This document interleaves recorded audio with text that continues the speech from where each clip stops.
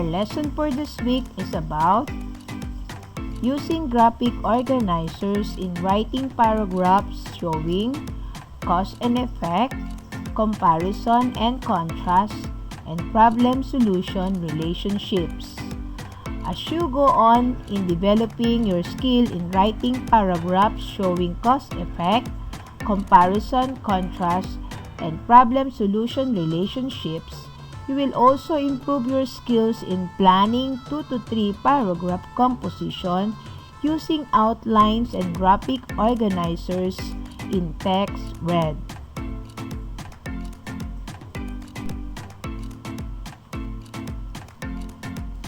At the end of the lesson, you are expected to write paragraphs showing cause and effect, comparison and contrast, and problem solution relationships. Plan 2 to 3 paragraph composition using outline and other graphic organizers, and using appropriate graphic organizers in text read.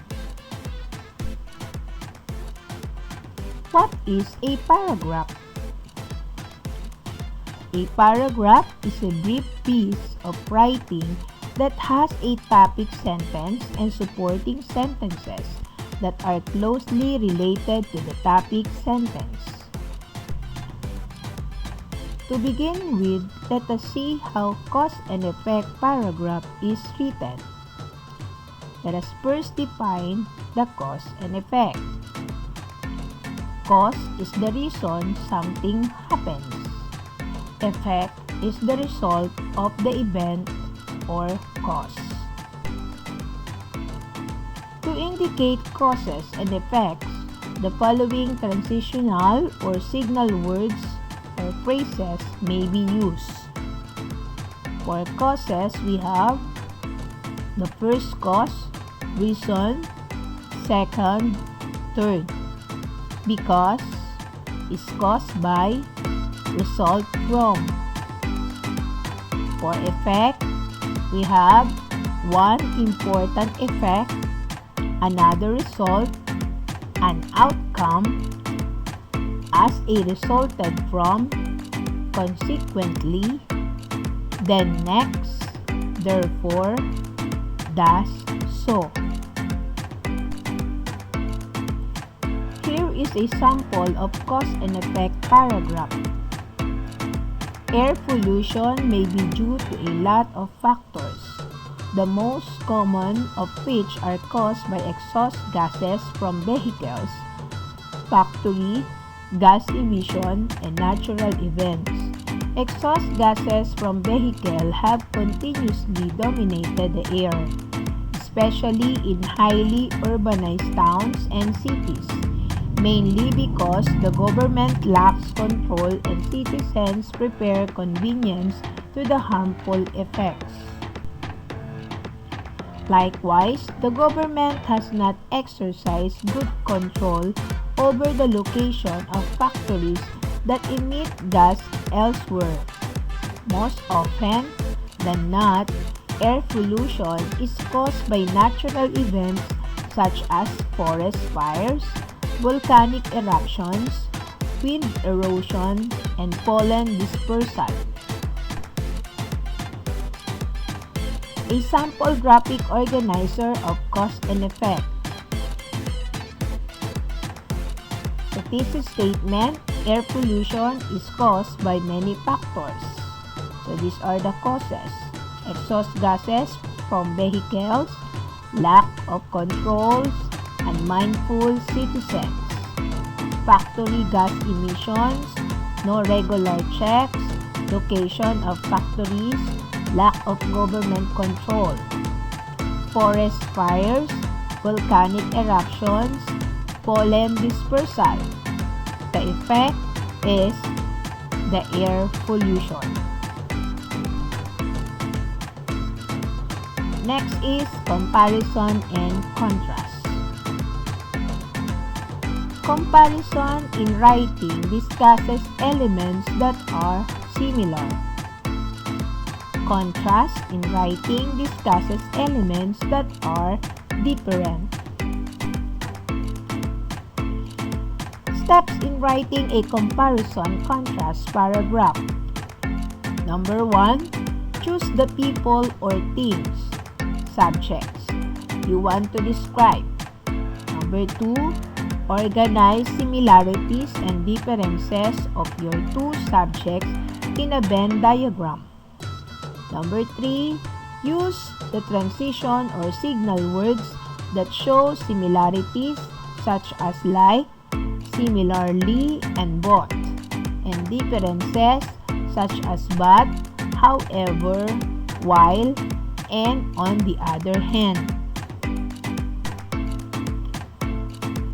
Here is a sample of comparison and contrast paragraph. Rice terraces and plain rice fields are alike in a few ways and different in many others. Both are prepared paddy areas for planting rice and perhaps other crops. These two farmlands can be irrigated so that plants may have enough water to thrive. However, rice terraces are pieces of sloped plains that have been cut into steps. They are commonly used to farm on hilly or mountainous terrain. On the other hand, plain rice fields or paddies are flat and wide surfaces of land, usually easy to transport farming tools and other equipment. Also, plain rice fields allow easier management of such materials. Though alike and different in more other ways, what matters most in both farms is the effective production of staple food such as corn, rice, wheat, and other crops. When writing a comparison and contrast paragraph, you should remember the following tips: the similarities and the differences. For similarities, we have both paddy areas used to grow rice, corn, wheat, other crops can be irrigated. Differences: rice terraces usually farm on hills and mountains, like steps, more effort and time for farming tools transport. Plain rice fields usually farm on valleys and plains, flat surfaces, more convenient transport of tools and other materials. Questions: what two subjects or items are compared and contrasted in the paragraph? What's your answer? Correct. The answer is rice terraces and plain rice field. Another: what are the similarities of these two subjects and their differences? Your answer? You got it right.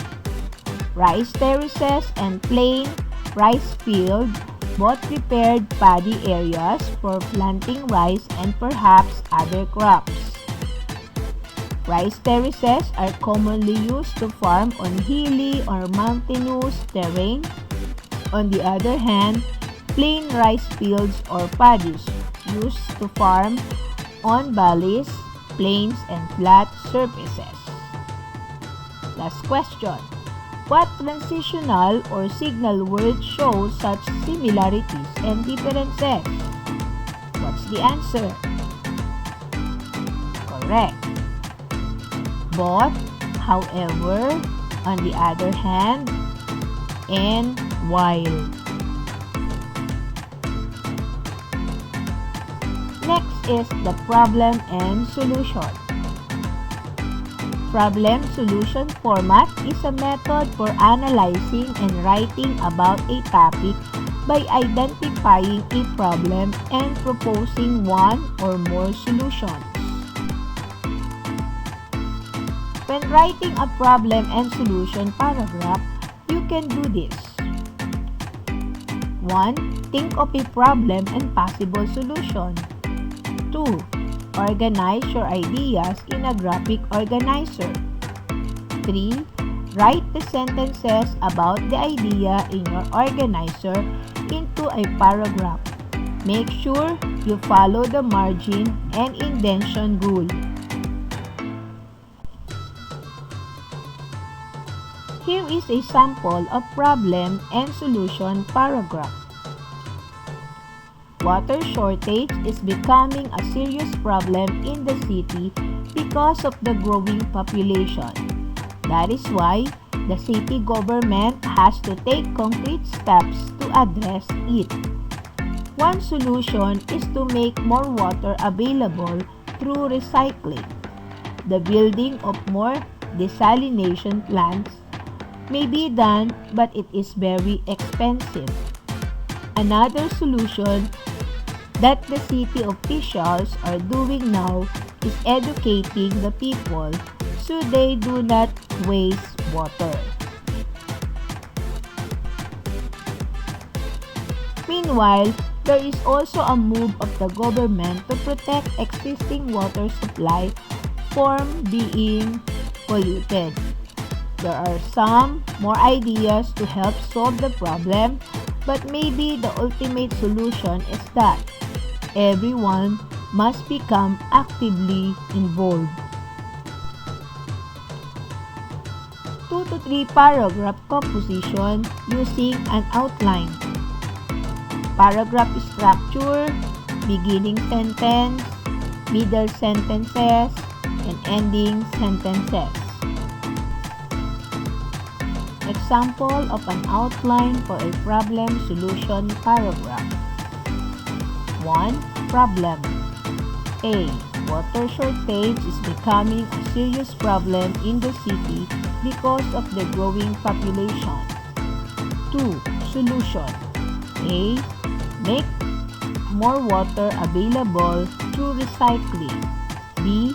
City officials are now educating the people so they do not waste water. 3. Conclusion. A.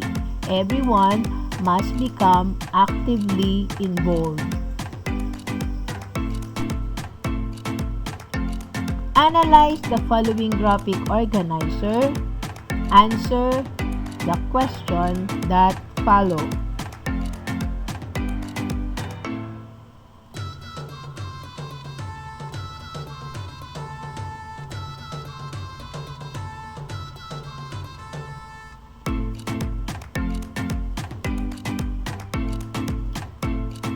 Okay, let's move on to questions. Based on the semantic web, who is respectful person and a God-loving person? What's the answer? Correct. The Filipino. 2. How do Filipinos show respect to others? The answer is Filipinos call older brother kuya and older sister ate. Kiss the hands of their parents and grandparents, always using po and opo, and show respect to parents, elders, and people in authority. Next question. How do Filipinos show love to God? What's your answer? Okay, Filipinos believe in one God, pattern their lives the way God wants it, love their neighbors, and most of all, pray not only for himself but also for others. Sample paragraph. A Filipino is a respectful person. He calls older brother kuya and older sister ate. He kisses the hands of his parents and grandparents. He always using po and opo. He shows respect to parents, elders, and people in authority. A Filipino is also a God-loving person. He believes in one God. He patterns his life the way God wants it. He loves his neighbors, and most of all, he prays not only for himself but also for others. Questions. Number 1. What is the paragraph all about? What is the answer? Correct. The paragraph is about the Filipino. 2. What is done with the first line of the paragraph? The answer is, the first line of the paragraph is in indented format. Number 3. How do the sentences begin? Okay. It describes how Filipinos show respect to others. Number 4. How do the sentences end? It describes how Filipinos show love to God. Okay, let's move on to learning activities. Engagement. Learning task 1. Directions. Read the sentences below. Answer with agree if the statements are correct and disagree if incorrect. Do this in your notebook. So let us keep the answers for this activity. Number 1. A good paragraph has introduction, body, and conclusion. Agree or disagree? The answer is yes, agree. Number 2. A compare-contrast text type is one in which the similarities and differences of two subjects are presented and organized logically. Agree or disagree? Correct, agree. Number 3. A cause and effect text explain reasons and results of the phenomena or happenings, situations, and trends. What is the answer? Correct, agree. 4. Problem-solution text begins with the presentation of a problem between individuals, among groups, or an issue going on in the world. This is followed by one or more possible solutions that are explained. Agree or disagree? Correct, agree. Number 5. There are mechanics to follow or to observe when writing a paragraph, like indentation, margin, capitalization, and punctuation marks. Agree or disagree? Correct, agree. 6. We can use the information found in an outline or graphic organizers in planning to write a paragraph composition. What is the answer? You got it right. Agree. Number 7. A paragraph is a group of related sentences that support one main idea. What is the answer? Correct. Agree. Number 8. Graphic organizers are not helpful in organizing, clarifying, or simplifying complex information. What is your answer? Correct. Disagree. Number 9. An outline is not a useful guide to help you plan or write a paragraph composition. What is the answer? Correct. Disagree. Let's move on to our next activity. Learning task 2.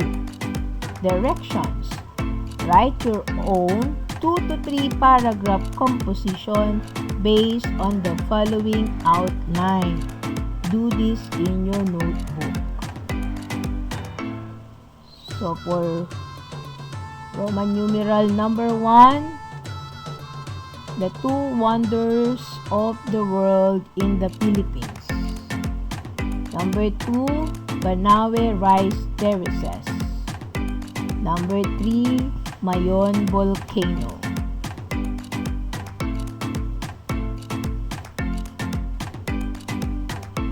Okay, next. So the answer for this activity may vary. Learning task 3, directions. Write a 2-paragraph composition using the given sentences in the graphic organizers. Do this in your notebook. So this is the graphic organizers. Okay. Answer for this activity may vary. Next. Learning task 5. Directions. Write paragraph showing comparison and contrast about reading books and traveling. Do this in your notebook.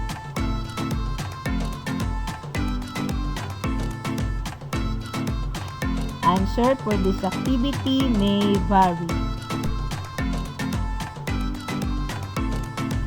Learning task 6. Directions. Write paragraph showing problem solution based on this problem. John didn't know what to do about his English project. Do this in your notebook. So you are going to write possible solution based on given problems.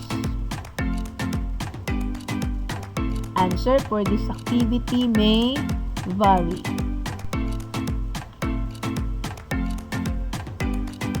Assimilation. So types of paragraphs. So let's give the answer for this. First organizer is what we call, yes, the cause and effect. Second, comparison and contrast. And the last one is problem and solution. Very good. Next, assessment. Time frame, 13 minutes. Letter A, directions. Write paragraph showing, number 1, cause and effect.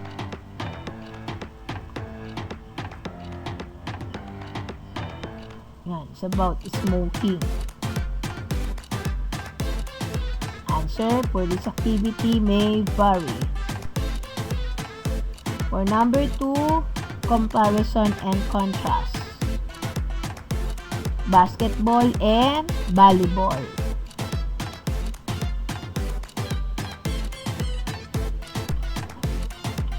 Number 3 is problem, solution, relationship.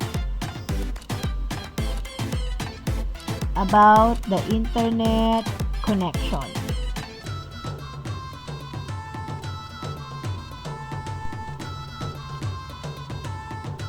Letter B, directions. Read the text below. Arrange and write the important ideas from the paragraph using the following graphic organizers.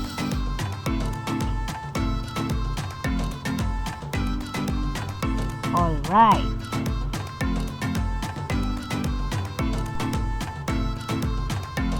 Class, how are you? Did you learn something new today? Wow, that's great! That's the end of our lesson. If you are new to this channel, please like, share, subscribe, and hit the notification bell to notify you in my next video lessons. Thank you for watching!